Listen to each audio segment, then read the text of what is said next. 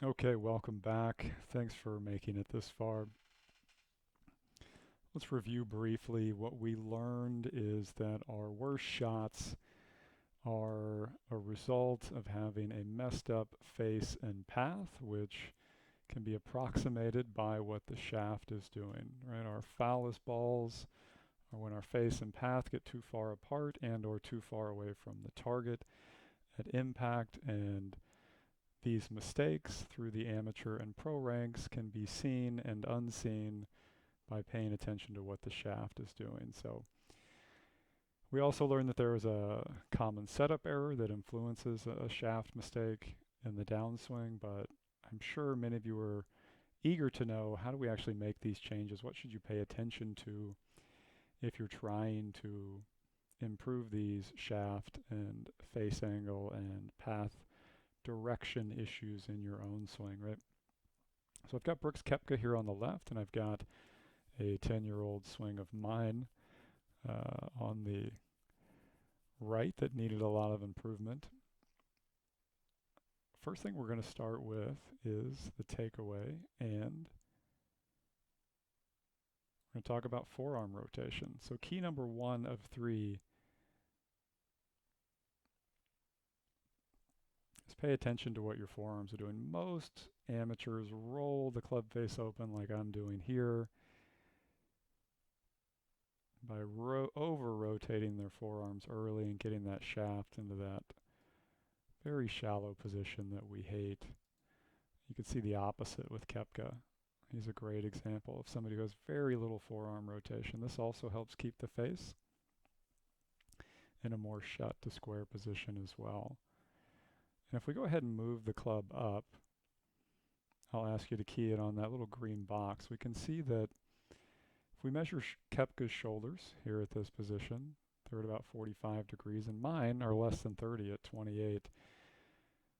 A big element of the backswing that helps us control shaft angle and subsequently face and path is how well we tilt our shoulders, right? You need a pretty significant amount of lead side bend, or think of an oblique crunch on your left side if you're right-handed, where your left shoulder gets lower than your right shoulder, to help work the shaft on this more vertical angle like tour pros are doing.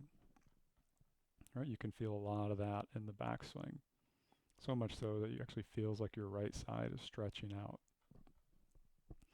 And last but not least, and my personal favorite, and one of the areas that's helped me make the biggest changes in my swings, is paying attention to wrist conditions, right? If we go up to the top and we look at Koepka, we'll see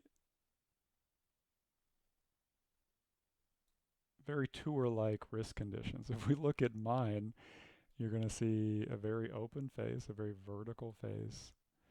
You're going to see what is a pretty cuppy lead wrist, right? And you're going to see a trail wrist which isn't cupped nearly enough. Mine here versus Koepka's much more cupped, right? So we love Koepka's flat lead wrist and his extended trail wrist. An easy way to feel this: think about a waiter holding a tray with your right hand or your trail hand.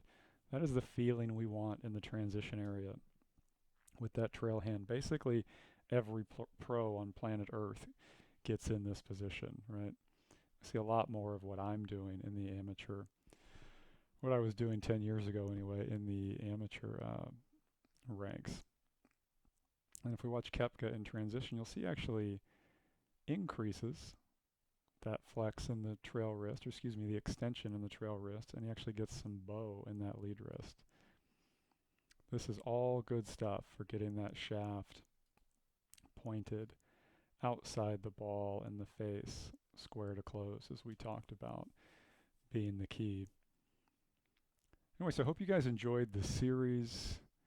If you'll hang around for one more video, I'd love to make a pitch on helping you implement this stuff. It's one thing to know what's wrong and have an idea of how to work on it. It's a whole other thing to know how golf improvement really works, to get unbiased expert advice, and ultimately to learn how to become your own coach and appropriately measure your improvements despite all the necessary ups and downs that golf will provide you. So please stick around for one more video and check that out.